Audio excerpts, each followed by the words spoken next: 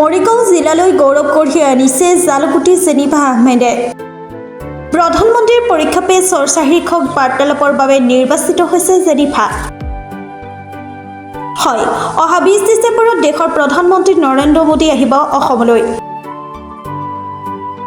এই বাৰ্তালাপৰ বাবে মৰিগাঁৱৰ পৰা নিৰ্বাচিত হৈছে পশ্চিম জালুকুটিৰ জেনিছ আহমেদ আৰু ৰাছিদা বেগমৰ সুযোগ্য কন্যা জেনিফা আহমেদ।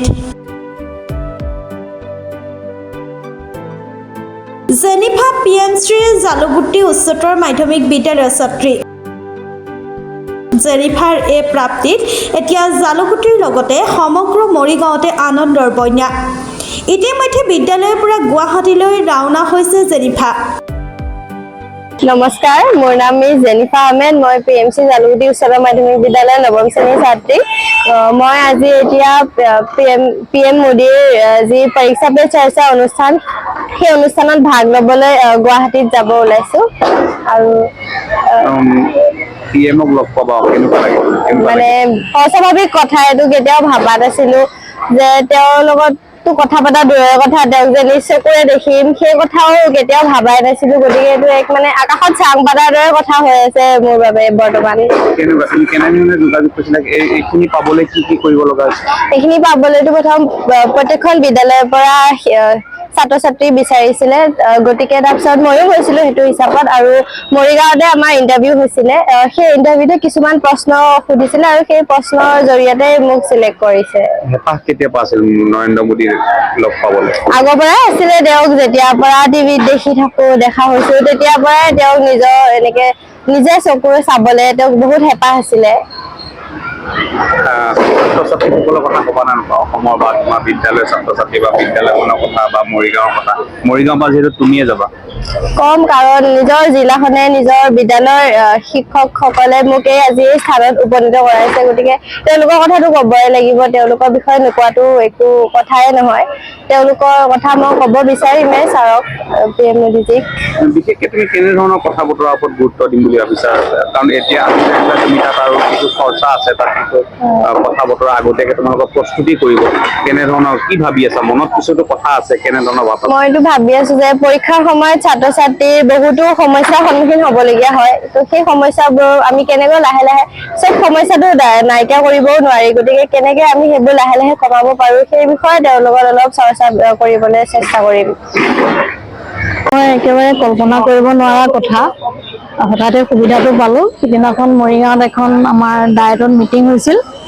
তাতে IS ছাৰে আমাৰ প্ৰতিজন হেডলৈ এটা ঘোষণা দিলে যে আপোনালোকৰ বিদ্যালয়ৰ এগৰাকীকৈ ভাল ছাত্ৰ ছাত্ৰী আপোনালোকে বাছি দিয়ক, আমি ইয়াতে ইণ্টাৰভিউ ল'ম, তাৰপিছত যোনে চিলেকশ্যন পায় তাৰে এজন যাব মাত্ৰ।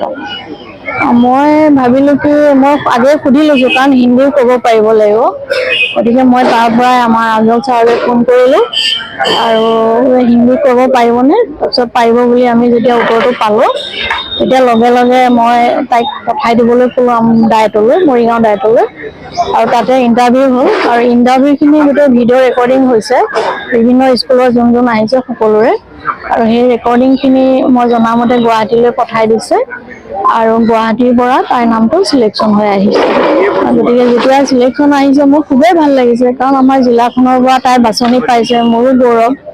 গতিকে মোৰ খুব ভাল লাগিছে, আৰু এতিয়াও আমি তাইক যাবলৈ যিমানখিনি পাৰোঁ সুবিধা কৰি দিছো, আৰু ভাল লাগিছে, আৰু কল্পনা কৰিব নোৱাৰাকৈ ভাল লাগিছে। মৰিগাঁৱৰ পৰা বুবুনাথৰ report, Tata time digital. Mobile plus physiotherapy wellness and rehabilitation centre, দক্ষিণ কামৰূপৰ ব্যৱসায়িক প্ৰাণকেন্দ্ৰ বিজয়নগৰৰ লগতে VIP চক আৰু গুৱাহাটী মালিগাঁও পাণ্ডৱনগৰত থকা তিনিওখন ক্লিনিক বৰ্তমান প্ৰায় 20 বছৰৰ অভিজ্ঞতা পুষ্ট তথা এতিয়ালৈকে প্ৰায় 40,000 ৰোগীক সুস্থ কৰি তোলা ডক্টৰ পল্লৱী নাথৰ তত্বাৱধানত চলি আছে। এই ফিজিঅ'থেৰাপি চেণ্টাৰ তিনিটাত বৰ্তমান অভিজ্ঞ ডক্টৰৰ দ্বাৰা যিকোনো জটিল ফিজিঅ'থেৰাপি চিকিৎসাৰ লগতে যিকোনো ৰোগীৰ ঘৰলৈ গৈ চিকিৎসা সেৱাৰ সুব্যৱস্থাও ৰাখিছে। আমাৰ ঠিকনা mobile plus physiotherapy wellness and rehabilitation centre, opposite ওপৰশালী বিজয়নগৰ SBI ব্ৰাঞ্চ। আমাৰ VIP চকৰ ঠিকনাটো হ'ল VIP চক near VIP bus stop Borjhar Guwahati. আমাৰ মালিগাঁও ঠিকনাটো হ'ল চেলাছ 360 physiotherapy and rehabilitation centre Maligaon Pandavnagar Guwahati 12। আমাৰ যোগাযোগ নম্বৰ হৈছে 8011744696।